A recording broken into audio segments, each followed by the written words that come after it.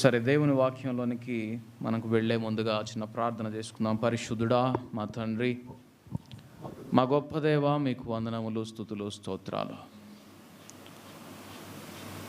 ప్రభువా, మీరు ఇచ్చినటువంటి సమయాన్ని బట్టి మిమ్మల్ని స్తుతిస్తూ ఉన్నాం. మా దేవా, మీరు మా మధ్య ఉండండి, మాలో మీరు నివసించాలని కోరుకుంటూ ఉన్నాం. ప్రభువా, ఏ ఆటంకము మిమ్ములను మా హృదయంలో ప్రవేశించకుండా అడ్డగిస్తుందో దాన్ని తీసివేయమని బ్రతిమాలుతున్నాం. మీ నామము మా ద్వారా మహిమపరచబడాలి. మేము నీ బిడ్డలుగా నిన్ను ఎదుర్కొనే గుంపులో ఉండాలని కోరుకుంటూ ఉన్నాం. మా గొప్ప దేవ, కనికరించండి. పరిపూర్ణత వైపుకు సాగిపోవునట్లుగా మీ వాక్కును పంపి మమ్మలను నడిపించండి. ఈ ఆరాధనలో ప్రభువా, మీ నామమును మహిమపరచండి. నీవే నా ప్రభుడవు, నీవే నా యజమానివి అని మేము రాత్రి పాడినట్లుగా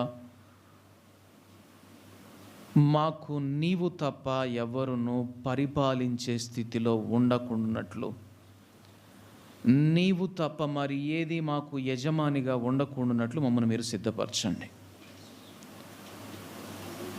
మీ వాక్యం ద్వారా మాతో మీరు మాట్లాడండి.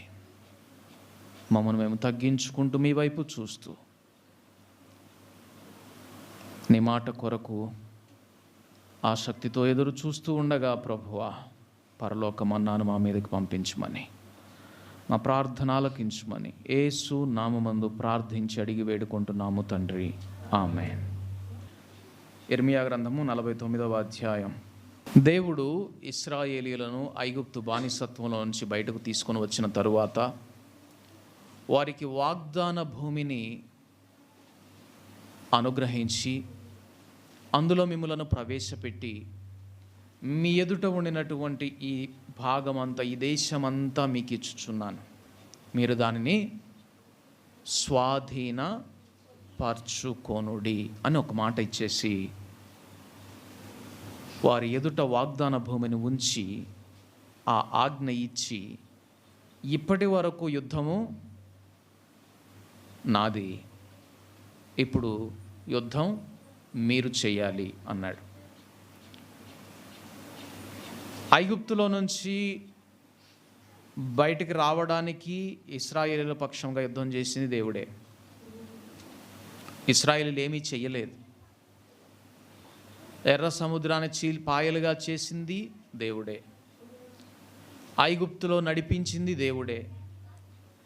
ఐగుప్తులో గుండా వస్తున్నప్పుడు రాజులకు భయము కలిగించింది దేవుడే. కానీ వాగ్దాన భూమి దగ్గరకు వచ్చేసేటప్పటికీ దాన్ని స్వాధీనపరచుకోవాల్సిన బాధ్యత మాత్రం అది వారి మీదే పెట్టాడు దేవుడు.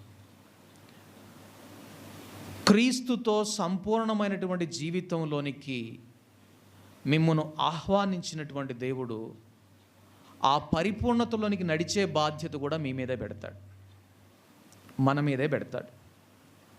ఇక్కడ చాయిస్ నీదే. If you can be able to walk with the lord to get his perfection and his glory, ఆయన మహిమ, ఆయన సంపూర్ణత కావాలని కోరుకుంటూ ఆయనతో నడవాలని నువ్వు కాంక్షిస్తే అందులోకి నడిపిస్తాడు.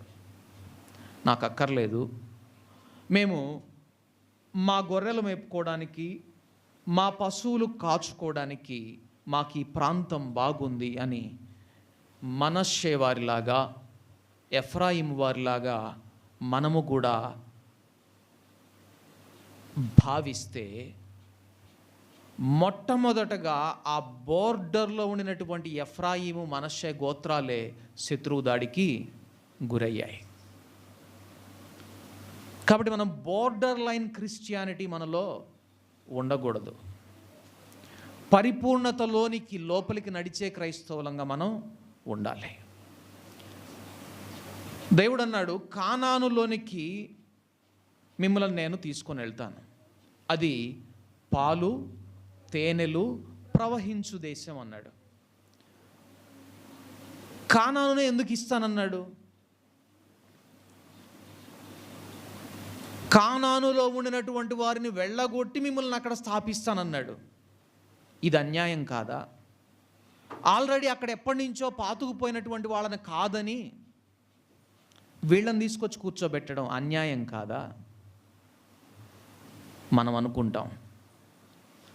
దేవుడు ఎన్నడూ అన్యాయస్తుడు కాడు. ఆయన చేసే ప్రతి దానికి కూడా ఒక ఉద్దేశ్యం ఉంటుంది, ఒక పర్పస్ ఉంటుంది. అది మనం గ్రహించే వారమై ఉండాలి. అంతేగాని మాకు ఒక మాట చెప్పాలిగా, ఒక మాట చెప్పలేదుగా అని మనము దేవునిని ప్రశ్నించే వారిగా ఉండకూడదు.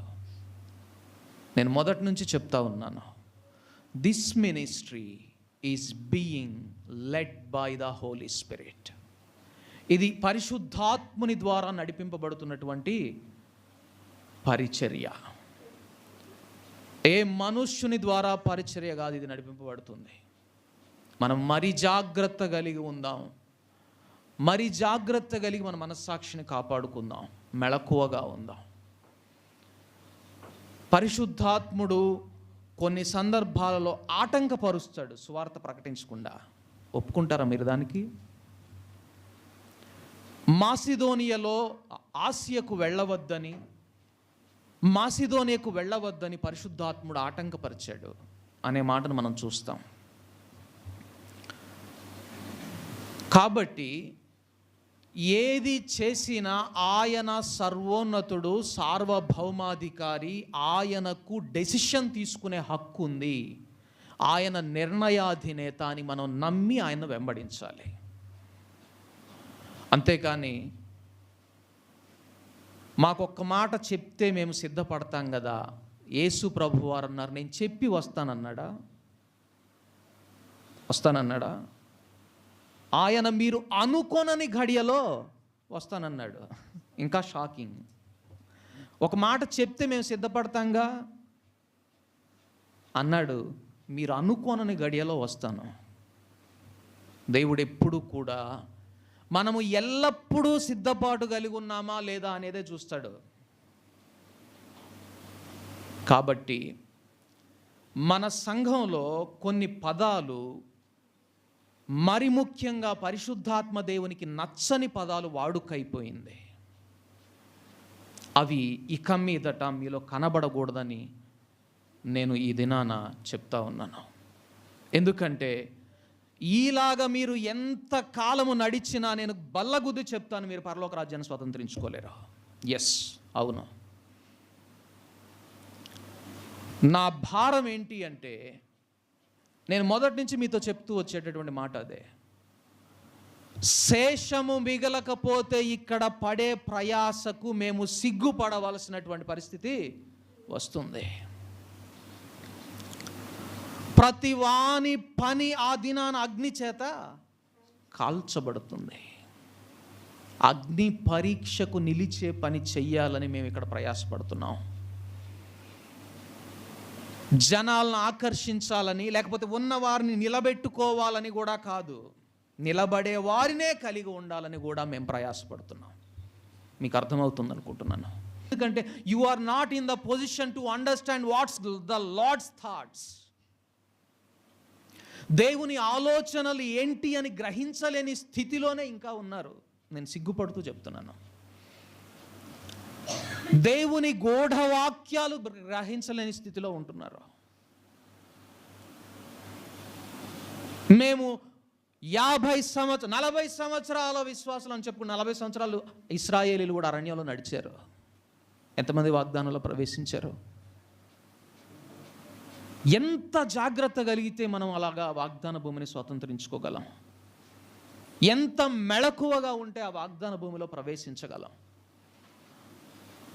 గమనించండి, సహవాసం ఉండినప్పుడు ఈ ఒక్క సహోదరునికి మాట చెప్పిన ఆ మాట సంఘమంతా వెళ్తుందా లేదా?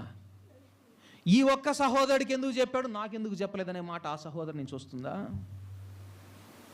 రాదు. మీలో అటువంటి తారతమ్యాలిక మీదట ఉండకూడదు. నేను చాలా సీరియస్గా చెప్తున్నాను. ఎందుకంటే మీరు కాలములను వివేచించుదురు కానీ ఆకాశపు సూచనలను గ్రహించలేరు అన్నాడు. చలికాలమా, ఇది వర్షాకాలమా, ఎండాకాలమా, కలికాలమా అనేది చెప్తారట, కానీ ఆకాశ సూచనలు గ్రహించలేరట. మనుష్య కుమారుని రాకడ దినాలు గ్రహించలేరట. అంతటి అవివేకంలో ఉంటారు. మనుష్య కుమారుని రాకడ దినాలు సమీపిస్తున్న కొద్దీ ఏం జరుగుతుందనేది గ్రహించలేరట. మీరు చూస్తే ఇశ్రాయేలు దేశము చుట్టూతా ఒక కూటమి తయారవుతుంది. సమయం ఉండినప్పుడు ఈ యుగాంతపు సూచనలన్నీ మీతో విపులంగా చర్చించడానికి, మీకు తెలియజేయడానికి సిద్ధపరచమని దేవుణ్ణి అడుగుతున్నాను. అయితే ఒక్కటి గుర్తుపెట్టుకోనండి, ఎప్పుడైతే ఇశ్రాయేలు దేశమునకు వ్యతిరేకముగా ఒక కూటమి తయారవుతుందో దేవుని రాకడ బహు సమీపంగా ఉందని గ్రహించాలి మనం. అది దాదాపుగా 10 సంవత్సరాల లోపలే ఉందని కూడా గ్రహించాలి. అంత సమీపంగా ఉంది అని అర్థం. మరి ఎంత మెళకువగా ఉన్నాం అనేది ప్రశ్న. ఇశ్రాయేలీయులు ఐగుప్తులో నుంచి బయటకు వచ్చిన తరువాత ఒక దేశాన్ని స్వాధీనపరచుకోండి అని కానానులో ఒక ప్రత్యేకమైనటువంటి దేశాన్ని చూపించి ఆ దేశం యొక్క స్థితిని గురించి ఇశ్రాయేలీయులను దేవుడు హెచ్చరించాడు. అది ఈ దినాన్ని చూద్దాం. ఒకవేళ మనము కూడా అదే స్థితిలో ఉంటే మనము రీప్లేస్మెంట్కి బెటర్ ఫిట్ అవుతాం అనేది గ్రహించాలి. అర్థమవుతుందా నేను చెప్తున్న మాట? మనము కూడా అలాంటి వారిగా గనకే ఉంటే దేవుడు మనలను మన ప్లేస్లో నుంచి తీసివేసి వేరే వారికి అది ఇస్తాడు అనేది గ్రహించాలి. ఇక్కడ ఇర్మియా గ్రంథము 49వ అధ్యాయం 31వ వచనం. ఇర్మియా గ్రంథము 49వ అధ్యాయం 31వ వచనం. మీరు లేచి ఒంటరిగా నివసించుచు గుమ్మములు పెట్టకయు గడియలు అమర్చకయు నిశ్చింతగాను క్షేమముగాను నివసించు జనము మీద పడుడి. ఎవరో తెలుసా వీరు? ఆ పైన చూస్తే 28వ వచనంలో నుంచి చూస్తే 30వ వచనంలో కూడా హాసోరు నివాసులు అట. వీరు హాసోరు నివాసులు. కానానులో ఉండినటువంటి ప్రధానమైన పట్టణం ఈ హాసోరు. ప్రధానమైనటువంటి పట్టణం అంటే కానానుకు ఒక విధంగా రాజధాని లాంటిది. ఒక దేశం మీదకి ఒక శత్రువు వచ్చినప్పుడు ఆ దేశాన్ని లోబర్చుకోవాలంటే ఆ దేశపు రాజధానిని గనక పట్టుకుంటే ఆ దేశం లొంగిపోతుంది. లొంగిపోయినట్లే, ఆక్రమించుకున్నట్లే. ఈ హాసోర్ అనేది కానానుకు అటువంటి స్టేజ్లో ఉంది, అటువంటి ప్రధాన కేంద్రంగా ఉంది. చాలా విశాలమైన పట్టణం. బహుశా కానాన్లో సగం అదే ఉంటుంది.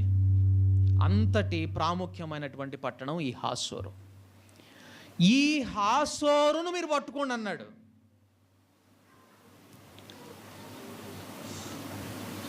ఎందుకు అంటే వారి స్థితి ఏంటో తెలుసా? వారు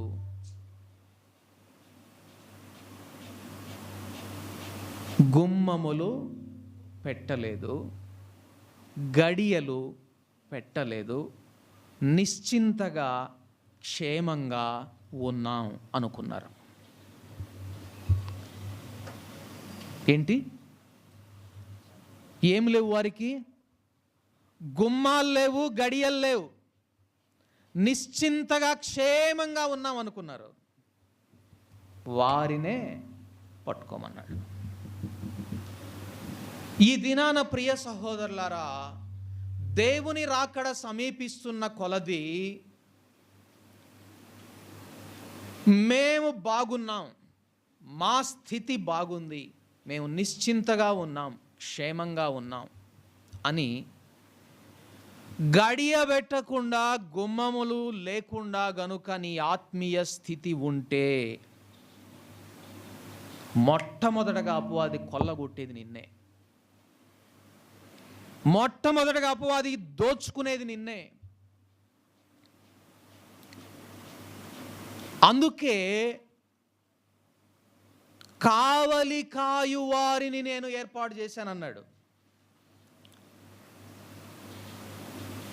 మీ పైన నమ్మకస్తునిగా ఉంచిన పరిచారకుడెవడు? వాడు నిద్రపోకుండా మెళకువగా కావలి కాస్తా ఉండడానికి వాడిని నియమించాను నేను. కానీ నేను వచ్చినప్పుడు వాడు నిద్రపోతూ ఉంటే, అంటే కావలి గాయకుండా ఉంటే, గడియ పెట్టకుండా ఉంటే, గుమ్మంలో నిలవబడకుండా ఉంటే, అడ్డగించకపోతే వాడిని నేను భయంకరంగా శిక్షిస్తానన్నాడు. ఎందుకో తెలుసా? పట్టణం దోచుకొనబడుతుంది. అందుకే నేనెప్పుడు చూచినా కూడా దేవుని ఆత్మ సహాయం ద్వారా చూడగలిగే విషయం ఏంటి అంటే, ఏ సహోదరిలోకైతే పాపమనే క్యాన్సర్ కనబడకుండా దాగి ఉందో దాన్ని బయలుపరిచినప్పుడు నేను మనశ్శాంతిగా అసలు ఉండను. గట్టిగా దాని విషయం హెచ్చరించడానికే పూనుకున్నాను నేను. ఎందుకంటే దాని పరిణామం చాలా భయంకరంగా ఉంటుంది. పాపము యొక్క పరిణామం చాలా భయంకరం. నీవు అనుకుంటున్నావేమో నేను నిశ్చింతగా ఉన్నాను, నేను క్షేమంగా ఉన్నాను, నా స్థితి బాగుంది అనుకుంటున్నావేమో. 7 సంఘాలు అలాగే అనుకున్నాయి. అఫ్ కోర్స్ 5 సంఘాలు అలాగే అనుకున్నాయి. 5 సంఘాలకు దేవుడు మారు మనసు పొందు అని రాస్తే, నేను మారు మనసు లేని వాళ్ళంలే అని సంఘం రిప్లై ఇచ్చిందా? ప్రియ సహోదరులారా, be careful while you are dealing with the Holi Spirit. పరిశుద్ధాత్మునితో మీరు వివాదం ఆడకండి. మనుష్య కుమారుని ధిక్కరించిన వానికి పాప క్షమాపణ కలదు గాని పరిశుద్ధాత్ముని ఎదిరించిన వానికి లేదు. ఇప్పుడు మనం ఉంటున్నది పరిశుద్ధాత్ముని నడిపింపులో. క్రీస్తు ప్రభు వారు వచ్చిన తర్వాత నుంచి అదే. మీరు ఇంకా పాత నిబంధన భక్తి జీవితాన్ని బేస్ చేసుకొని మాట్లాడొద్దు. ప్రభు వస్తూ ఉన్నాడు అని ఆయన ఏం చేశాడంటే, మారు మనసు పొందు అని సంఘాలకు లేఖలు రాశాడు. ఇలా రాసినప్పుడు మారు మనసు పొందకుండా, గడియ పెట్టుకోకుండా, గుమ్మాల్లో అడ్డంగా నిలబడకుండా వదిలేసుకున్నారు అనుకోండి, ఎవరికి నష్టం? సంఘానికే, ఆ సంఘానికే నష్టం, ఆ ఆత్మకే నష్టం. దేవుడు అందుకే మమ్మలను పిలిచాడు. హెచ్చరించుము, బుద్ధి చెప్పుము. ఆత్మ విషయంలో దేవునిని వెంబడించడంలో రాజీ పడే ప్రసక్తే లేదు.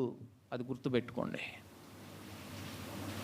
మేము నంబర్స్ గ్యాదర్ చేయాలని రావడం లేదు, ఉన్న వాళ్ళను కాపాడుకుందామని కూడా రావడం లేదు. నిలబడే వాళ్ళతోనే ముందుకు సాగాలని వస్తున్నాం. అట్టివారే పరలోక రాజ్యాన్ని స్వతంత్రించుకుంటారు అనేది వాస్తవం. మీరు గుర్తుపెట్టుకోండి. దేవుని రాకడ అత్యంత సమీపంగా ఉంది. బహు కొద్ది మందే సిద్ధపాటు కలిగిన వారుగా ఉంటారు. నేను మీకు ఇంతకుముందు కూడా ఒకసారి చెప్పాను. ఒక దినాన కుక్క, మా ఇంటి ముందు ఉన్నటువంటి కుక్క బాగా అరుస్తూ ఉంది. ఏందా అని చెప్పానని తలుపు తీసుకొని, మేము డోర్లు ఎక్కడున్నా, మేము ఎప్పుడు కూడా సాగర్లో డోర్లు వేసుకునే ఉంటాం. ఎందుకంటే చుట్టూ కోతులు బాగా ఉంటాయి. ఒక్క ఏమరపాటుగా మనం తలుపు గడియ పెట్టకుండా ఉన్నామంటే ఏం జరుగుతుందంటే, ఇంట్లోకి వచ్చి మినపప్పు, కందిపప్పు, పల్లీలు అన్నీ బయటికి వెళ్ళిపోతాయి. అంతేకాదు మనం ఇంట్లోకి పోలేము, అవి ఉంటాయి ఇంట్లో. అందుకని ఎప్పుడు మేమేం చేస్తామంటే తలుపులు వేసుకునే ఉంటాం. అలాగే ఆ రోజు కూడా తలుపు వేసుకుని గడియ పెట్టుకొని ఉంటే ఈ కుక్క బయట ఉండి ఒకటే అరుస్తూ ఉంది. ఏంటా అని చెప్పానని తలుపు తీసి అట్లా ఒక అడుగు ముందుకు వేయబోయాను. ఇంతెత్తున పడగెత్తి పాము వేగంగా గడప దగ్గరకు వస్తుంది.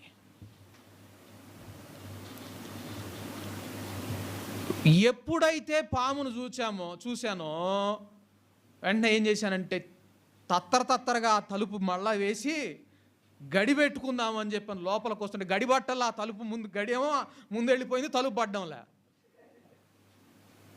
ఒక పామును చూస్తే అంత తత్తరపాటు కలిగి జాగరూకత కలిగిన వాడినిగా నేను ఉండినప్పుడు, అపవాది తంత్రములను గ్రహించి వాడు లోపలికి ప్రవేశిస్తున్నాడు, ఈ ఆత్మను పట్టుకుంటున్నాడు అన్నప్పుడు నేను జాగ్రత్త పడవలసిన అవసరం నాకు లేదా? అందుకే హెచ్చరిస్తాను. నేను ఎవరిని కించపరచవలసినటువంటి అవసరం నాకు లేనే లేదు. ఎందుకంటే నాకు మీరు ముందే ఫస్ట్లోనే నాకు సర్టిఫికేట్ ఇచ్చారు. నా జీవితకాలం నేను గుర్తుపెట్టుకుంటాను. దానికి దేవుని నేను కృతజ్ఞతలు చెల్లించుకుంటాను. నా ఆఖరి శ్వాస వరకు నేను దాన్ని గుర్తుపెట్టుకుంటాను. నేను అభిషేకం లేని వాడిని పుల్పీట్ ఎక్కి మాట్లాడుతున్నాను. Yes, thanks lord for that comment from these believers. నేను ప్రతిదినము నీ అభిషేకం కొరకు ప్రార్థిస్తాను, అప్పుడే నేను మాట్లాడతాను. దేవుడు దాన్ని నాకు అనుగ్రహించాడు. నేను బ్రతికిన దినములన్నిటా గుర్తుపెట్టుకుని ఆ మాట, దాన్ని ప్రతిదినము నేను ఒక ప్రసంగానికి వెళ్ళే ముందు ఆ మాటనే ఎత్తి చూపి దేవుని దగ్గర అడుగుతాను. అది నాకు బెనిఫిట్ అయింది. నేను ఇంకొక మాట చెప్తా ఉన్నాను, ఈ అభిషేకం లేని వాడిని మీరు దేవునిగా చూడొద్దు. ఈ అభిషేకం లేనివాడు రాకపోతే బాధపడొద్దు. ఈ అభిషేకం లేనివాడు పలకరించకపోతే బాధపడొద్దు. వాడు నిమిత్త మాత్రుడు కదా. అభిషేకించు దేవుడు బాధపడుతున్నాడు, అభిషేకించు దేవుడు గాయపడుతున్నాడు, అభిషేకించు దేవుడు నొచ్చుకుంటున్నాడు నీ హృదయంలో ఉన్న పాపాన్ని బట్టి. దానికి ఎక్కువగా ప్రతిస్పందిద్దాం.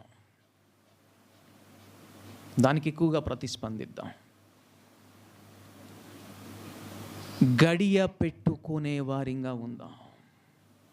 పాపము లోపలికి ప్రవేశించకూడదు. మెళకువగలిగి ఉందాం. ఈ తలంపు వలన నా హృదయంలోనికి పాపం వస్తుందేమో, వెంటనే గడియ పెట్టేసేయి సహోదరి.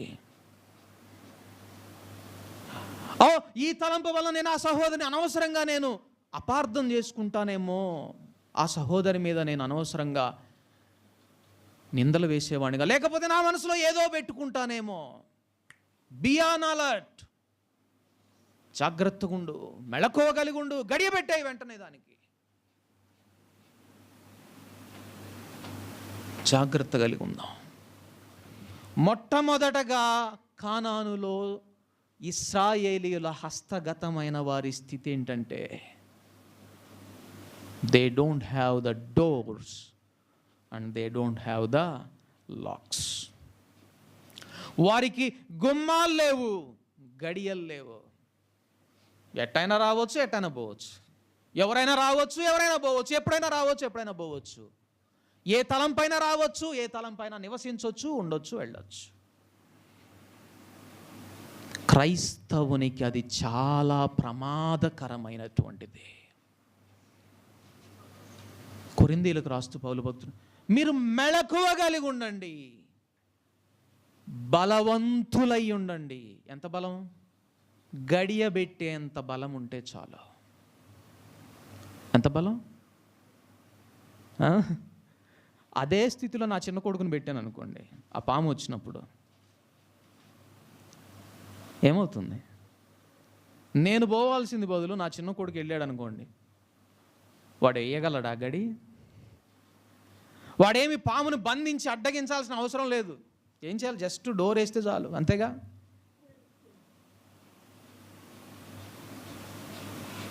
గమనించండి, గడియ పెట్టగలిగేంత బలం ఉండిన చాలు,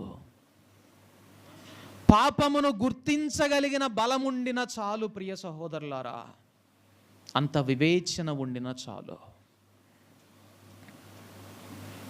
దానికి ఏం చేయాలో తెలుసా? మెళకువ కలిగి ఉండాలి. మెళకువ కలిగి ఉండాలి. వీరిలా తయారవడానికి కారణం ఏంటి అసలు? ఇలాగ గుమ్మాలు లేకుండా, గడియలు లేకుండా, అసలు ఎవరైనా ఇల్లు కట్టుకుంటే గుమ్మం లేకుండా, గడియలు లేకుండా కట్టుకుంటారా? నాకు చెప్పండి. మరి ఆ గడియ పోయిందనుకోండి, లేదా గుమ్మం పగిలిపోయిందనుకోండి, దాన్ని మళ్ళా రీప్లేస్ చేసుకోకపోతే నష్టం. అదే జరిగింది వీళ్ళకు. వీళ్ళు ఏం చేశారు చూడండి. హోషేయ గ్రంథము 11వ అధ్యాయం 6వ వచనం. హోషేయ గ్రంథము 11వ అధ్యాయం 6వ వచనం. వారు చేయుచున్న యోచనలను బట్టి యుద్ధము వారి పట్టణములను ఆవరించును, అది వారి పట్టణపు గడియలు తీసి వారిని మింగివేయును. గడియలు ఉన్నాయి ముందు, కానీ ఆ గడియలు పోయినాయి. ఎందుకని పోయినాయి? వారు చేసిన యోచనలను బట్టి. అందుకే ప్రియ సహోదరులారా, we must be pure in the thoughtful life. ఆలోచన జీవితంలో పరిశుద్ధంగా ఉందాం.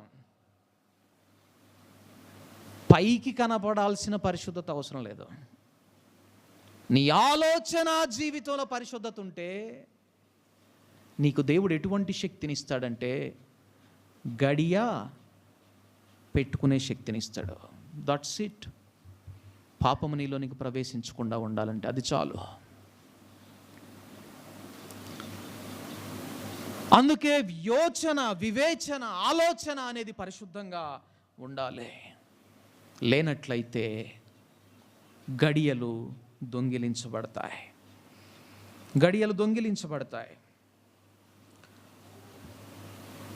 ఒక ఏదో సంసోను గారు కట్టిన సేవ, ప్రభుదాస్ గారు ప్రయాసపడిన సేవ, మా తాతగారు మా నాన్నగారు కాబట్టి ఇది నాకు వచ్చిందని నేను ఎన్నడూ రాలేదు, రాను కూడా.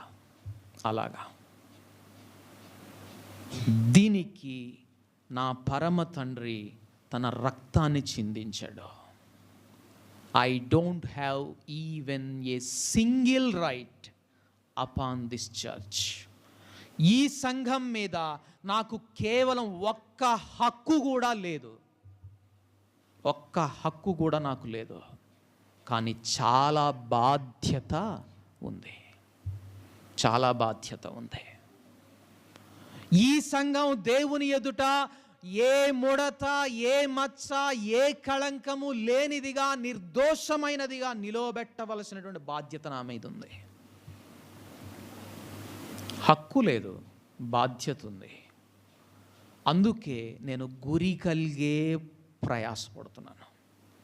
ఏదో గుడ్డిగా వచ్చి నాకు వచ్చిన 4 మాటలు చెప్పుకొని పోవడం లేదు. నేను చెప్తున్న ప్రతిదానికి ఒక ఉద్దేశ్యం ఉన్నది, దానికి ఒక గురి ఉన్నది. అలాగ దేవుడు నడిపిస్తున్నాడు. ఆయన గురి యొద్దకే పరుగెత్తడానికి నన్ను ప్రోత్సహిస్తున్నాడు. క్రైస్తవుని జీవితం కూడా ఎల్లప్పుడూ గురి కలిగినదే. మీరు ఎవరికైనా అడగండి, వారికి క్లారిటీ ఉండదేమో, కానీ నాకు పిచ్చి క్లారిటీ ఉంది. నేను వెళ్తున్నటువంటి మార్గము, నేను ప్రకటిస్తున్నటువంటి వాక్యానికి. దీని ఫలితం ఏంటి, ఈ గురి ఏంటి, లక్ష్యం ఏంటి, నాకు బాగా స్పష్టమైన క్లారిటీ ఉంది. ఎందుకంటే యేసునాథుని అడుగుజాడల్లో నడవడానికి ప్రోత్సహించబడుచు, పురికొల్పబడుచు ఆయన ద్వారా నడిపింపబడుతూ ఉన్నాం. ఆయన నన్నే కాదు అందరినీ అలాగ నడవాలని కోరుకుంటున్నాడు, నడిపిస్తాడు ఆయన. ఎందుకంటే ఈ లోకంలో మీరు ఎవరినైనా అడగండి, ఎందుకు నువ్వు గుడికి వెళ్తున్నావు? ఏదో ఒకటి కావాలని. అది దొరికిన తర్వాత గుడికి వెళ్ళరు, లేకపోతే వెళ్తూ ఉన్నారు ఏదో భక్తి పరులు అనిపించుకోవడానికి. ఎందుకు చేస్తున్నారు? ఏదో పుణ్యం దొరుకుద్దని. కానీ క్రీస్తు అలా అనలేదు. ఆయన అన్నాడు, నేను ఎక్కడ నుంచి వచ్చానో, ఎక్కడికి వెళ్తున్నానో నేను ఎరుగుదును. I know my path, I know my direction. నా మార్గం నాకు తెలుసు, నేను ఏ డైరెక్షన్లో వెళ్తున్నానో, ఏ దిశలో వెళ్తున్నానో నాకు తెలుసు అన్నాడు. మీరు నా పిల్లలు అన్నప్పుడు మనకు అది అనుగ్రహించడా? మీకుందా క్లారిటీ? మరి నీ భక్తి నిన్ను ఏ డైరెక్షన్లో నడిపిస్తుంది? నీ ఆత్మీయ జీవితం నిన్ను ఏ దిశలో నడిపిస్తుంది? నీ గురేంటి? నీ ఆత్మీయ జీవితం యొక్క లక్ష్యం ఏంటి? నువ్వు ధైర్యంగా నేను ఆ గురి యొద్దకు నేను వెళ్ళానని చెప్పగలవా రేపు? లేక గతేడాది ఎలాగుందో, 40 సంవత్సరాల క్రితం నీ భక్తి జీవితం ఎలాగున్నదో ఇప్పుడు కూడా అలాగే ఉంటే, what is your direction? In which path are you walking? Is there any progression? నీ దిశ ఏంటి? నీ మార్గం ఏంటి? దానిలో నీకు ఉండినటువంటి ప్రోగ్రెస్ ఏంటి? ముందుకు సాగుతున్నావా? ఒకప్పుడు నేను ఊరికినే ఇలా మూతి ముడుచుకునేవాడిని, ఇప్పుడు అవసరం లేదు. దేవుడు నాలోంచి తీసేసాడు. చెప్పగలవా?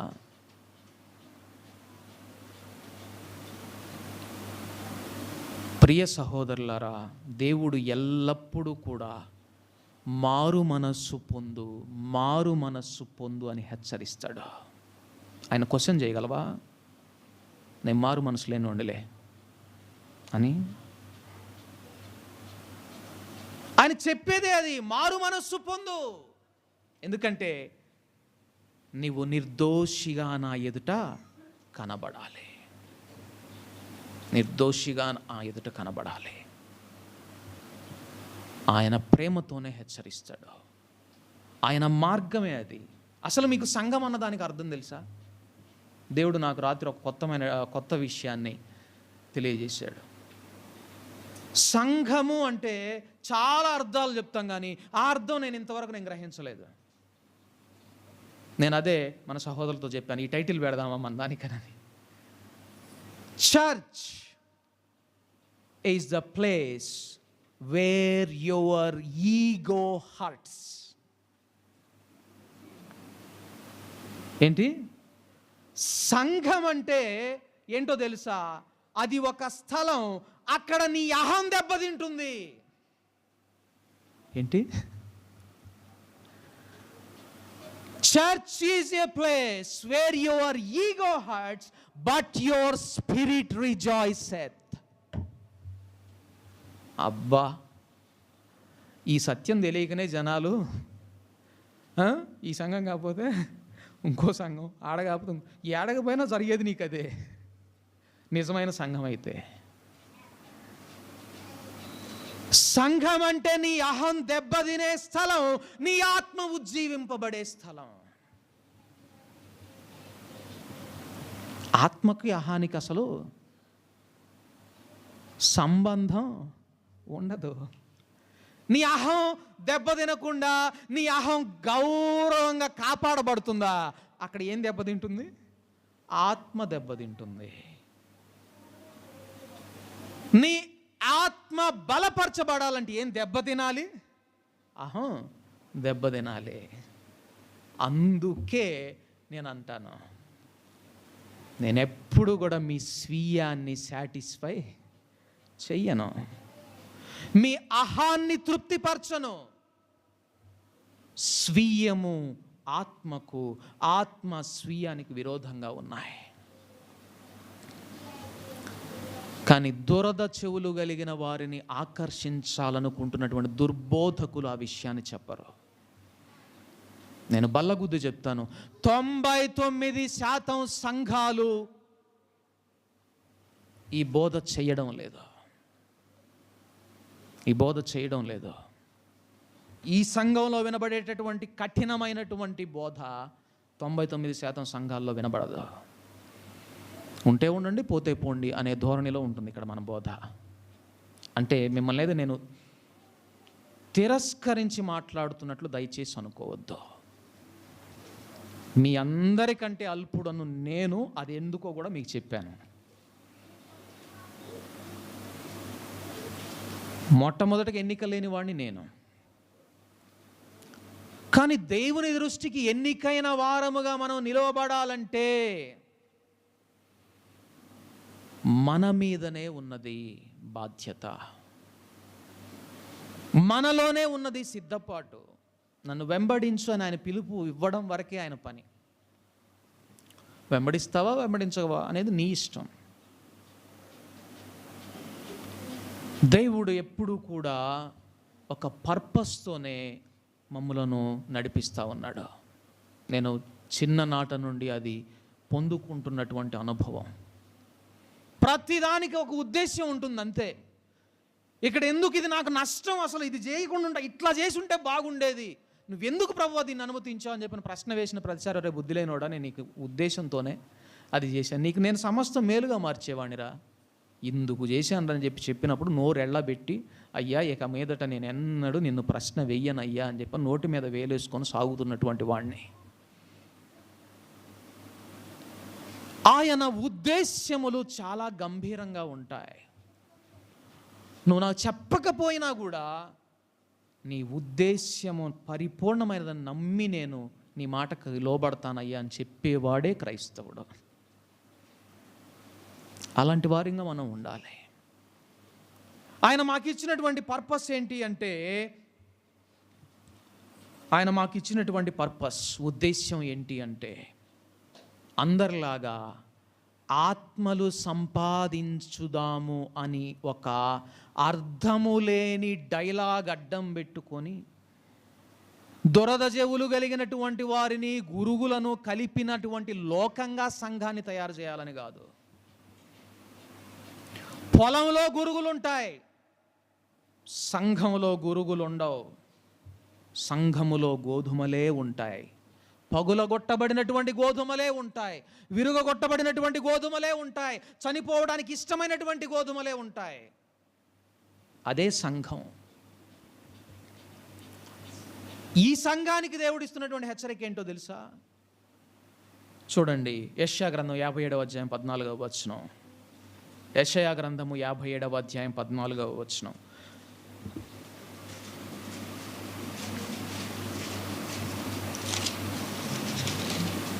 యెషయా గ్రంథము 57వ అధ్యాయం 14వ వచనం.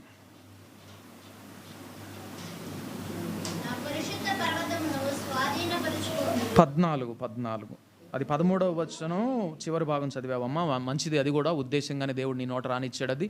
సరే, 14వ వచనం బిగినింగ్. ఎత్తు చేయుడి, ఎత్తు చేయుడి, ఇంకా పెంచు స్టాండర్డ్స్. ఏం చేయాలి ఇంకా? ఓ నాయనా యేసయ్యా, ఇప్పటికే ఇదేం పోదరా నాయన, మా వల్ల కాదులే, మేము ఇంకో దానికి పోతాం అంటున్నారయ్యా. నువ్వేది ఎత్తు చేయుడి, ఎత్తు చేయుడి, ఇంకా ఏం చేయమంటున్నాడు? స్టాండర్డ్స్ పెంచమంటున్నాడు, ఎత్తు చేయమంటున్నాడు. ఎందుకు? ఏ అడ్డదారిన వచ్చే అపవాది తలంపు ఈ సంఘంలోకి ఎంటర్ కాకూడదు.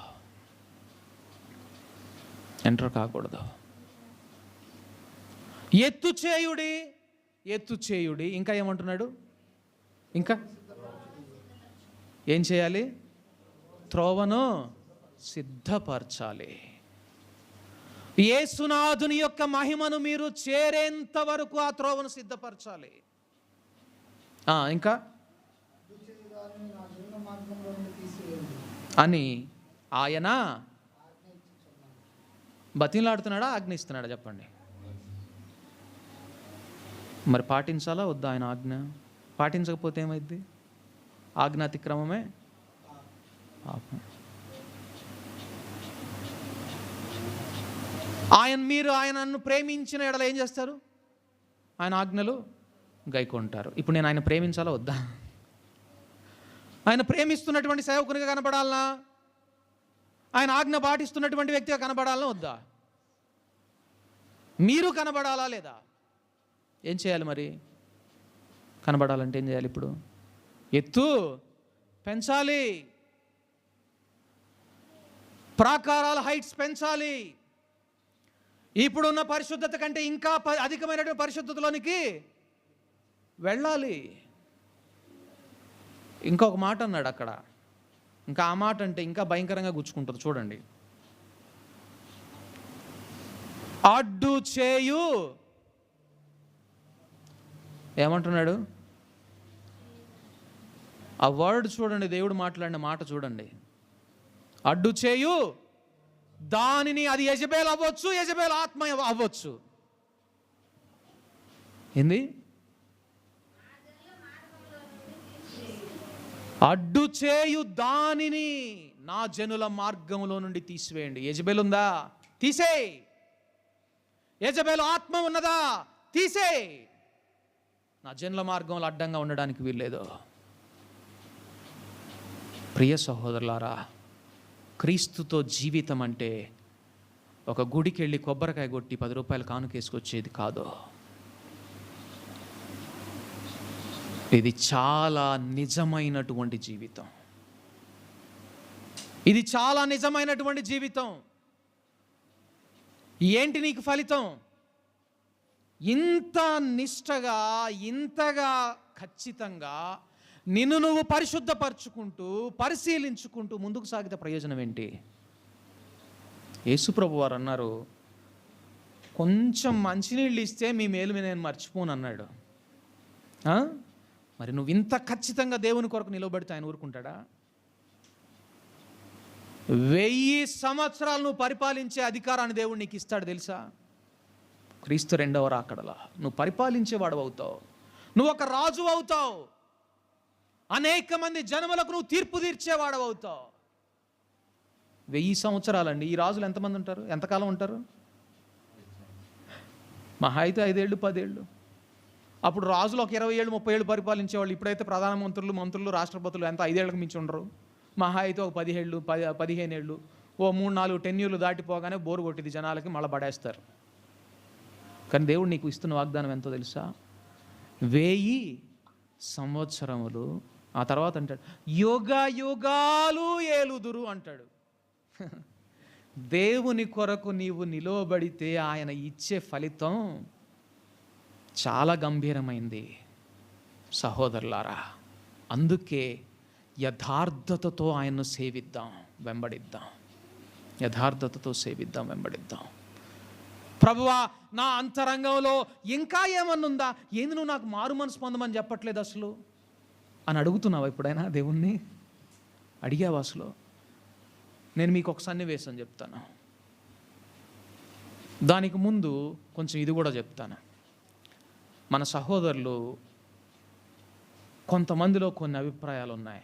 ఈ అబ్బాయికి భలే పొగరు, పక్కన ఇంకో సేవకుడు వస్తాడు అంటే ఈయన రావడం మానుకుంటాడనని.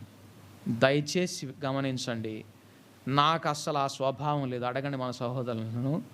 నేను ఎంత ఇంట్రావర్ట్నంటే ఎప్పుడు బస్తాల చాటును దాక్కునే సౌలు లాంటి.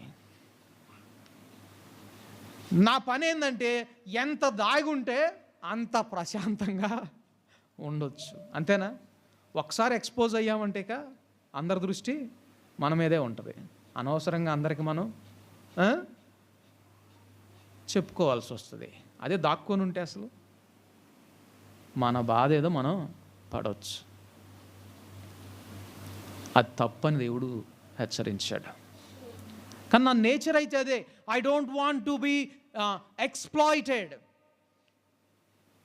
నేనే పేరు తెచ్చుకోవాలి, నేనే ఇది అవ్వాలని నాకు అస్సలు లేదు ప్రియ సహోదరు. అసలు ప్రకటించాలి, సువార్త బోధించాలన్న, నేను ఒక సేవకుడిని అవ్వాలన్న తలంపు కూడా లేదు.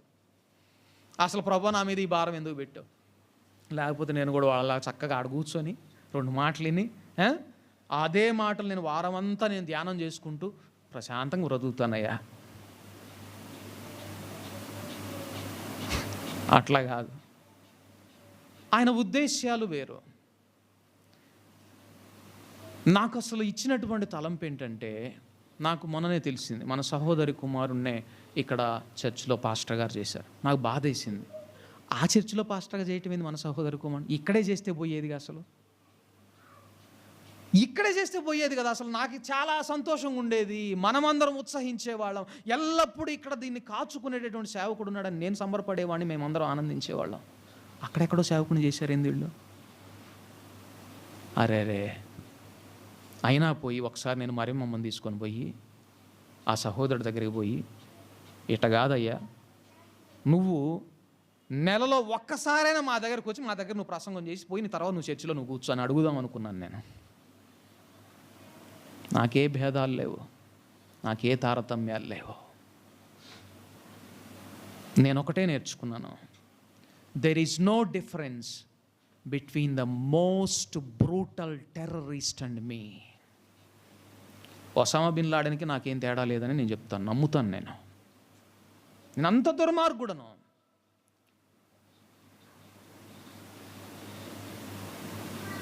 ఆయన కొరకు దేవుడు రక్తాన్ని చిందించాడు, నా కొరకు రక్తాన్ని చిందించాడు. నాకు కృప దొరికింది, అతనికి దొరకలేదు. అదే తేడా. కాబట్టి నేను అనవసరంగా అతిశయించేవాడిని కాదు. ఎందుకు అంటున్నానంటే, నేను మాటల పరంపరలో నేను మన సహోదరులతో కూడా, అమ్మ, సంఘాలు ఫ్యూచర్లో కలిసిపోబోతా ఉన్నాయి. మనం సహవాసము అని ఒక అడ్డుగోడ కట్టుకొని దేవుని రాజ్యంలో నుండి తొలగిపోయే వారిగా ఉండకూడదు. ఎక్కడి నుంచి తొలగిపోతావు నువ్వు? దేవుని రాజ్యంలో నుంచి తొలగిపోతావు. ఇది తమాషా కాదు ప్రియ సహోదరి సహోదరుడు. ఎస్, వాస్తవం. మా అయ్యగారు చెప్పాడు, మా దేవదాస్ అయ్యగారు చెప్పాడు అని ఇప్పుడు వాళ్ళు భ్రష్టులుగా మారిపోవడం లేదా? వారికి నీకు తేడా అయింది. మా దానియేలు ఆయన చెప్పాడు, మా సహవాసం నియమం ఇది నువ్వు తయారైతే.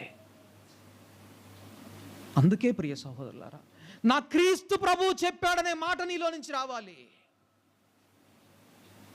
నా ప్రభువు నా కొరకు రక్తం గార్చాడనే మాట రావాలి. ఇది నా సంఘం, నా సహవాసం అనే కట్టుబాటు నీలో ఉండకూడదు. ఆయన అందరి కొరకు రక్తాన్ని చిందించాడు. మీకు విషయం తెలుసా, మనం బాగా గౌరవించే ప్రకాష్ రావు నాయన గారు, మా మామయ్య, ఆయన ఈస్టర్ పండగ వచ్చిందంటే మురికిపూడిలో దాదాపుగా 6 సంఘాల్లో ప్రసంగించి వచ్చేవాడు. తెలుసా మీకు ఆ విషయం? లోతరంలో, ఈ లోతరంలో చీలిపోయిన ఇంకొక లోతరంలో, బ్యాప్టిస్ట్లో, హెబ్రోన్లో 6 సంఘాల్లో ప్రకటించి వచ్చేవాడు. నేను ఆ జీన్స్ లేవా మాలో? నాకెందుకు ఉంటాయి భేదాలు? అందరూ ఐక్యం కావాలి. అసలు ఎందుకు అంత బాధ అంటే, నాకేంటంటే ఇంకా తీవ్రంగా అన్ని సంఘాలు ఏకం కావాలని ఎందుకు నేను అనుకుంటున్నానంటే, ఎంత తొందరగా ఏకమైతే అంత తొందరగా దేవుడు వస్తాడు, అంత తొందరగా యేసయ్య వచ్చేస్తాడు. ఇక ఈ భూమి మీద మనకి ప్రయాసలు ఉండవు, ఎల్లప్పుడూ విశ్రాంతి ఆయన దగ్గర. ఇంకో మాటలో చెప్పాను, నేను కూడా రాజు నవ్వచ్చు, 1000 ఏళ్ల పాటు పరిపాలించవచ్చు. ప్రియ సహోదరులారా, కట్టుబాట్లు మనకొద్దు. ఇది లీగాలిటీ అంటారు దీన్ని. పరిసయ్యులు నియమించుకున్నది అదే. మనలో ఇలాంటివి ఉండకూడదు. మనలో క్లారిటీ ఉండాలి. మనం ఎటు వెళ్తున్నాం, ఎంతవరకు నడిచాం, మనం ప్రోగ్రెస్ ఉందా మన ఆత్మీయ జీవితంలో అని మనకు క్లారిటీ ఉండాలి. దేవుడు మాకు ఇచ్చినటువంటి బాధ్యత అదే. ప్రతిదాన్ని మీరు ఎత్తు చేయండి, మార్గాన్ని సిద్ధపరచండి, అడ్డుగా ఉన్నదాన్ని తీసివేయండి అని ఆయన ఆజ్ఞ ఇస్తూ ఉన్నాడు. ఆ ఆజ్ఞను పాటించడమే మా పని. ఇంకొక మాట ఏంటంటే, ప్రతి మనుష్యుని క్రీస్తునందు సంపూర్ణునిగా చేసి ఆయన ఎదుట కొలస్సీలకు రాసిన పత్రిక 1వ అధ్యాయం 28వ వచనం. కొలస్సీలకు రాసిన పత్రిక 1వ అధ్యాయం 28వ వచనం. ప్రతి మనుష్యుని క్రీస్తునందు సంపూర్ణునిగా చేయాలి. అది మా బాధ. అదేందయ్యా, మేము మారు మనసు పొందాం, బాప్తీసం తీసుకున్నాం, రక్షణ పొందాం, అయినా నువ్వు మళ్ళీ మాకు మారు మనసు గురించి ప్రకటన చేస్తున్నావు. అవును, సంపూర్ణతలోనికి వెళ్ళిపోవాలి. క్రీస్తునకు కలిగిన పరిపూర్ణతలోనికి మనం ఎదగాలి. ప్రతి మనుష్యుని అదే సంపూర్ణతలోనికి నడిపించాలి. దేవుని దగ్గరికి వస్తే పరలోక రాజ్యం మీకు వస్తుంది అని ప్రకటించే సంఘాలు లక్షలు ఉన్నాయి. దేవుని దగ్గరికి రావాలంటే నువ్వు ఆయనకు దాసుడు అవ్వాలి, ఆయనకు శిష్యుడు అవ్వాలి, అప్పుడే ఆయన నిన్ను అంగీకరిస్తాడని చెప్పే సంఘాలు, ఇలాంటి సంఘాలు చాలా తక్కువ ఉన్నాయి, చాలా తక్కువ ఉన్నాయి, చాలా తక్కువ ఉన్నాయి. దేవుడిచ్చినటువంటి గొప్ప పని.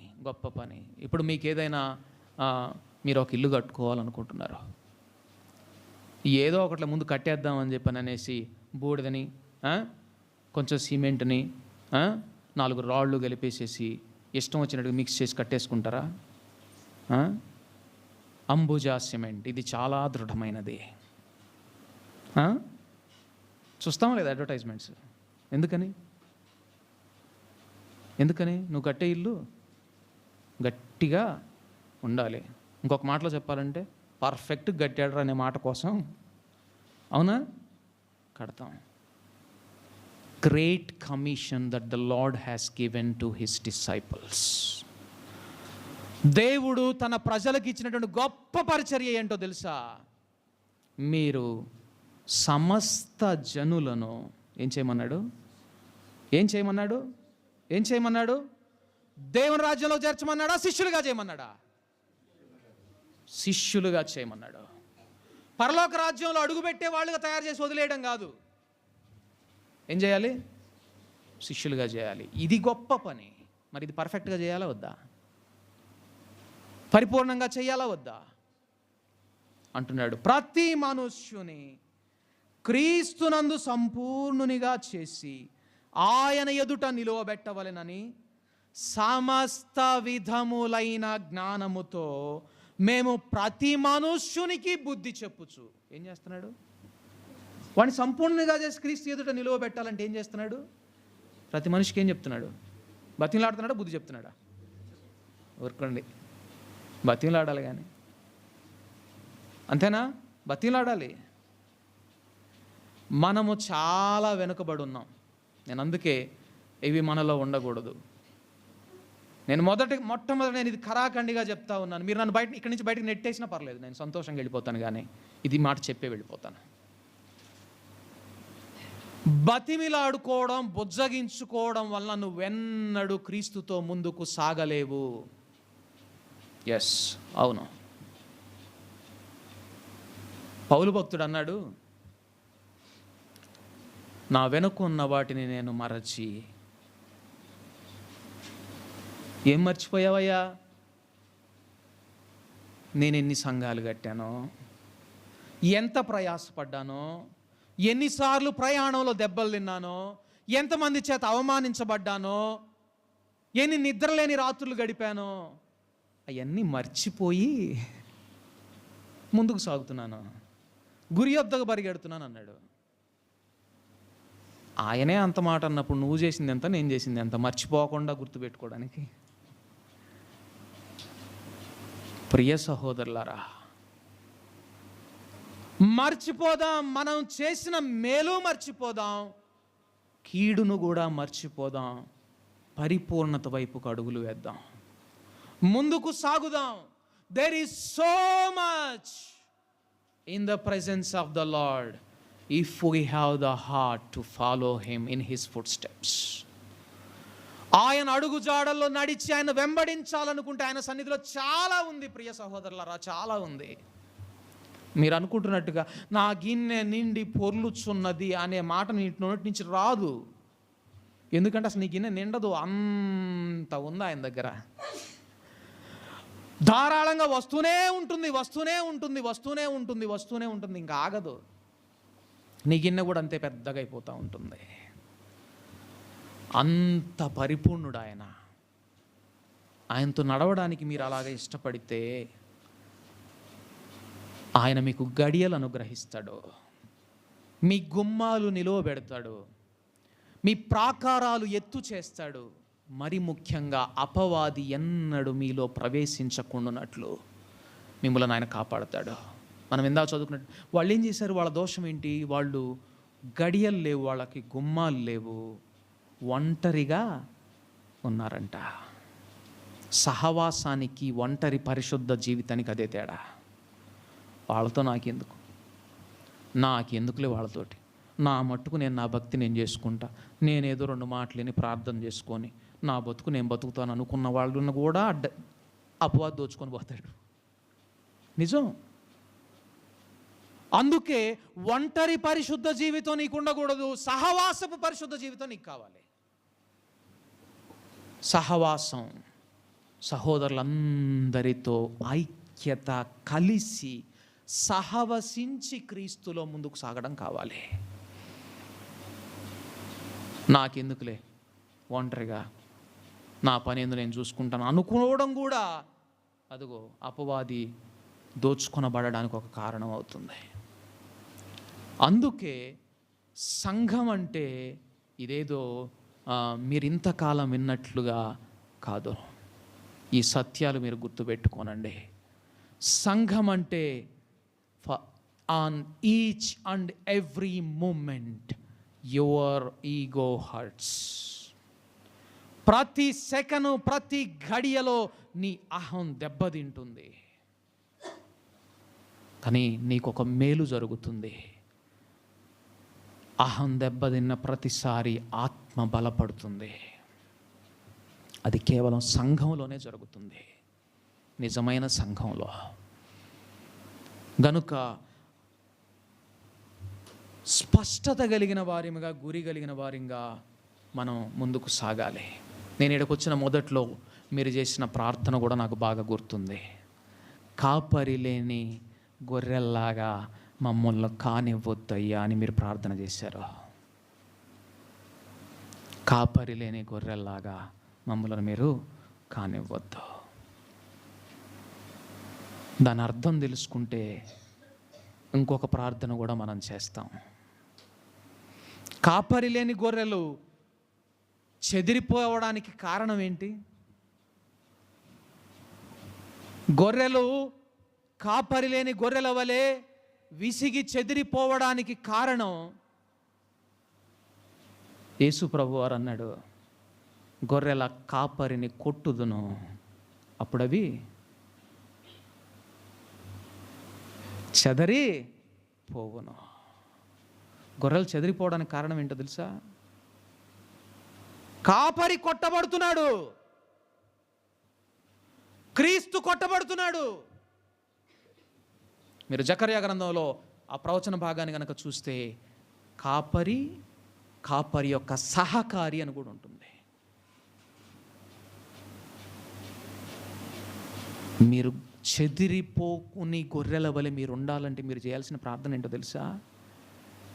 నా కాపరి అయినటువంటి క్రీస్తు ప్రభువు కొట్టబడకూడదు, ఆయన సహకారిగా ఉండినటువంటి దైవజనుడు కూడా కొట్టబడకూడదు. చేశారా ప్రార్థన? నీ నోట నుండి ఆ ప్రార్థన వచ్చినంత కాలం నువ్వెన్నడూ చెదిరిపో. బైబిల్ గ్రంథం ఇస్తున్నటువంటి వాగ్దానం అది. బైబిల్ గ్రంథం ఇస్తున్నటువంటి వాగ్దానం. చెదరిపోని క్రైస్తవునిగా సంఘంలో నువ్వు ఉండాలంటే నా క్రీస్తు కొట్టబడకూడదు, నా క్రీస్తుకు నేను అవమానం తేయకూడదు, నేను పెట్టుకున్న నియమాల వల్ల, కట్టుబాట్ల వల్ల.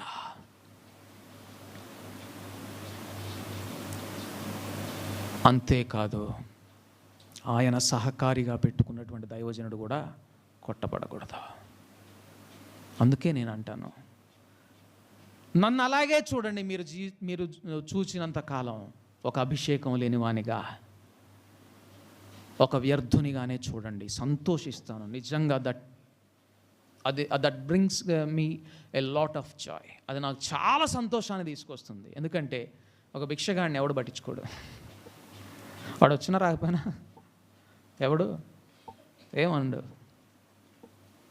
అదే ఒక యజమాని రాకపోతే, ఒక రాజు రాకపోతే, ఒక అధికారి రాకపోతే, ఒక చీఫ్ గెస్ట్ రాకపోతే బాధపడతాడు,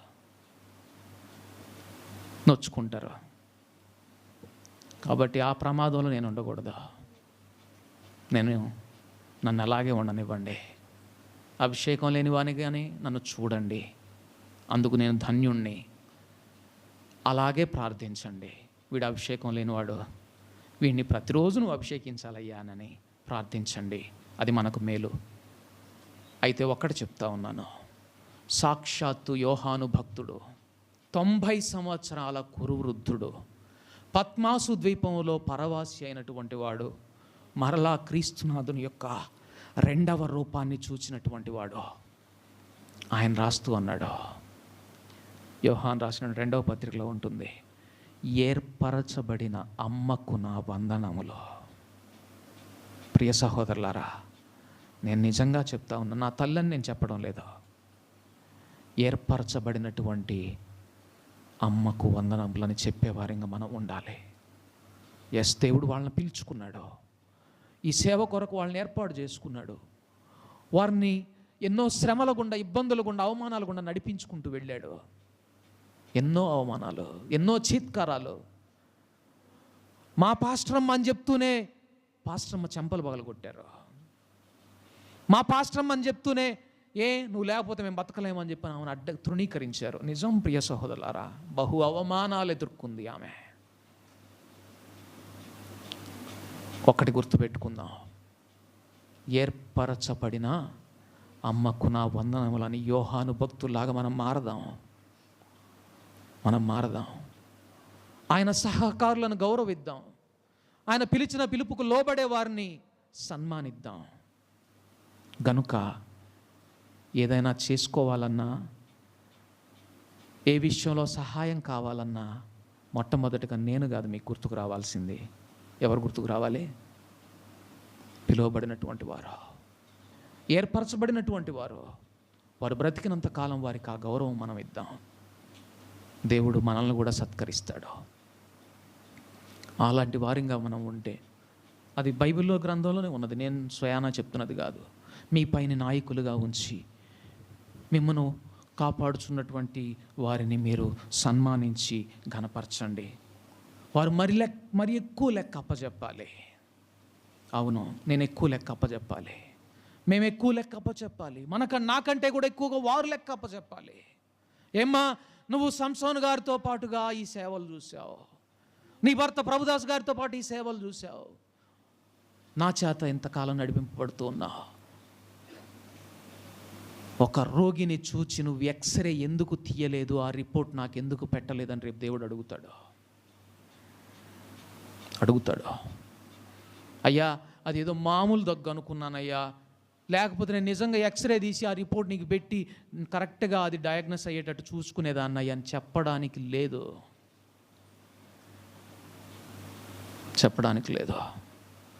ఎక్కువ లెక్క మేము చెప్పుకోవాలి. ఒక సహోదరి హృదయంలోనికి వస్తున్నటువంటి ఆ దోషము, ద్వేషము, అసూయ, కోపము, లోభము ఏవైనా కానీ, అది ఏ రూపంలో ఉండినా, that has to be filmed in ఎక్స్రేలో అది ఫిల్మ్ చేయబడాలి. ఆ రిపోర్ట్ దేవుని దగ్గరికి వెళ్ళాలి, అది తీయబడాలి, ట్రీట్మెంట్ జరగాలి. అప్పుడే ఆయన మమ్ములను ఇక్కడ ఉంచినందుకు పని చేసిన నమ్మకస్తులంగా మేము కనబడగలం. లేకపోతే ఇవన్నీ మానేసేసి మీ స్వీయాన్ని తృప్తిపరుస్తూ, మీ చెవులు టిక్కిల్ చేస్తూ, మీ చెవి దురదను మేము తృప్తిపరుస్తూ, నీ దగ్గర నీ మాట, వాళ్ళ దగ్గర వాళ్ళ మాట, ఏదో ఒక విధంగా మిమ్మల్ని అందరం కలిపి ఒక చోట కూర్చోబెడదామని ప్రయాసపడితే మాకు దొరికేదేంటి? 0, శూన్యమే. అంతేకాదు, నరకమే. అందును బట్టే భయముతో మిమ్మల్ని హెచ్చరిస్తూ ఉన్నాం. ప్రియ సహోదరులారా, వాగ్దాన భూమిలో ప్రవేశించడానికి మొట్టమొదటగా, ఆ తర్వాత ఆ భూమిలో ప్రవేశించిన తర్వాత ఇశ్రాయేలీలు అలాగా మారిపోవడానికి వారిలో ఉండిన దోషం, వారు అలర్ట్గా లేరు, వారు గడియ పెట్టుకునేవారుగా లేరు, తలుపు గుమ్మాలు బిగించుకునేవారుగా లేరు, జాగరూకత కలిగిన వారుగా లేరు. మేము బాగానే ఉన్నాం అనుకున్నారు. అట్టి వారి మీదకి నాశనం ఆకస్మికంగా తటస్థించింది. క్రీస్తు రాకడ కూడా అలాగే ఉంటుంది. క్రీస్తు రాకడ బహు సమీపంగా ఉంది. ఇశ్రాయేలు మీద దేశాలు ఏకమవుతూ ఉన్నాయి. ఈ దేశాలన్నీ కలిసి ఒక కూటమిని ఏర్పాటు చేస్తాయి. ఆ కూటమిలో నుండి ఒకడు యుద్ధంలో ఇశ్రాయేలుతో యుద్ధం చేస్తూ ఆ యుద్ధంలో చనిపోతాడు, చనిపోయి తిరిగి లేస్తాడు. వాడు లేచి, ఇదిగో నేనే మెస్సియాను, నేను తిరిగి లేచాను, చనిపోయాను, తిరిగి లేచాను. అప్పుడెప్పుడో 2000 సంవత్సరాల క్రితం ఎవడో యేసు అని వచ్చాడు, వాడు చనిపోయి తిరిగి లేచాడని వాడి శిష్యులు ప్రకటించుకున్నారు. మీరు చూడలేదు, ఇదిగో నేను మీ ఎదుట, మీ కళ్ళ ఎదుట నేను చనిపోయి తిరిగి లేచాను, నేను నిజమైనటువంటి క్రీస్తునని చెప్పుకుంటాడు. ఇశ్రాయేలీలు మోసగించబడతారు, వానికి దాసోహం అవుతారు. అప్పుడు వాడు వెళ్ళి యెరూషలేము దేవాలయంలో కూర్చుంటాడు. అంతే, క్రీస్తు రెండవ రాకడ వస్తుంది. ఈ దినాలు బహు సమీపంగా ఉన్నాయి, బహు సమీపంగా ఉన్నాయి. నీవు నేను చేయవలసిందేంటి? ఆయన రాకడ సమీపించుకొలది మరి ఎక్కువగా కూడుకొనుట మానుకొనక, సమాజముగా కూడుకొనుట మానుకొనక, ఒకరినొకరు హెచ్చరించుకొనొచ్చు, పురికొల్పుకొనొచ్చు, బుద్ధి చెప్పుకొనొచ్చు, ప్రోత్సహించుకొనొచ్చు. ఏం చేయాలి? ముందుకు సాగాలి, మెళకువ కలిగి ఉండాలి. గడియలు పోతున్నాయేమో చూసుకోవాలి, లేనట్లయితే విష సర్పము లోపలికి ప్రవేశిస్తుంది. కనుక మెళకువ కలిగి ఉందాం, గురి కలిగిన వారిగా ఉందాం, ఒక ఉద్దేశ్యం కలిగిన వారిగా దేవుని వెంబడిద్దాం. ఆషామాషి భక్తి మనకొద్దు, దానివల్ల మనకి ఏ ప్రయోజనం ఉండదు, ఏ ప్రయోజనం ఉండదు. నీ అహం దెబ్బతిందని చెప్పి నువ్వు ఇంకొక సంఘానికి పోయినా కూడా నీకు ప్రయోజనం ఏమీ ఉండదు, ఏమీ ఉండదు. నువ్వు ఎన్ని సంఘాలు మారినా కూడా ప్రయోజనం ఉండదు. మరలా ఆ అహం సిలువ వేయమని, ఆ అహం చంపబడాలని దేవుని దగ్గరికి వచ్చినప్పుడే నీకు ప్రయోజనం ఉంటుంది. కనుక ప్రభువా, నిజమైన ఈ మార్గంలో నన్ను నడిపించు, నా గడియలు నేను వేసుకోవాలి, నేను అలర్ట్గా ఉండాలి, మెళకువ కలిగి ఉండాలి, నా గుమ్మముల తలుపుల దగ్గర నేను కాచుకొని ఉండాలి. నీ మార్గములు అడ్డగించేది ఏదైనా నా దారిలో ఉంటుందేమో, నన్ను తీసేసుకోవాలి అని మెళకువతో ప్రార్థించే వారిగా మనమందరము సిద్ధపడాలని దేవుడు కోరుకుంటా ఉన్నాడు. అట్టి కృపను మనకందరికీ అనుగ్రహించునుగాక. ప్రార్థన చేసుకుందాం. పరిశుద్ధుడా, మా గొప్ప దేవా, నీకు వందనాలు, స్తుతులు, స్తోత్రాలు. ఇది నీ ఆత్మ మంట ప్రభువా. ఇదేదో ఒక మనుష్యుని హృదయ ఆక్రందన కాదు, ఇది పరిశుద్ధాత్మ దేవా నీ హృదయ ఆక్రందన, నీ హృదయంలో మంట. అయ్యో, ఎందాక ఈ జనులు ఇంకను మొదటి తరగతిలోనే ఉంటారు, ఎల్కేజీలోనే ఉంటారు. వీరు ముందుకు సాగరా? వీరు నా ఆజ్ఞకు లోబడరా? వీరు తమ ప్రాకారాలు ఎత్తు చేసుకొనరా అని పరిశుద్ధాత్మదేవా నీవు బాధపడతా ఉన్నావు, నీవు గాయపడతా ఉన్నావు. ప్రభువా, మేము మనుష్యులను సంతోషపెట్టేవారింగా కాక, ఆత్మదేవా నిన్ను సంతోషపెట్టేవారింగా, నీ మహిమ కొరకే బ్రతికేవారింగా. నువ్వన్నావు, నేను ఇప్పటికి నీ మనుష్యులను సంతోషపెట్టేవాడనైతే క్రీస్తుకు దాసుడను కాకయే పోవుదనని పౌలు ద్వారా పలికించావు. అవును, క్రీస్తుకు దాసులు అవ్వాలంటే మనుషులను సంతోషపెట్టేవారుగా ఉండకూడదు. నీ నామం అవమానపరచబడింది అని గ్రహించి మారు మనసు పొందడానికి, నిన్ను క్షమాపణ అడగడానికి సిద్ధపడిన హృదయాలు కలిగిన వారిగా మేము అందరం ఉండున్నట్లు ప్రభువా మమ్మల్ని మీరు నడిపించండి. పరిశుద్ధాత్మదేవా, నిన్నెన్నడూ మేము దుఃఖ పెట్టకుండానట్లు కనికరమును కృపను మాకు అనుగ్రహించండి.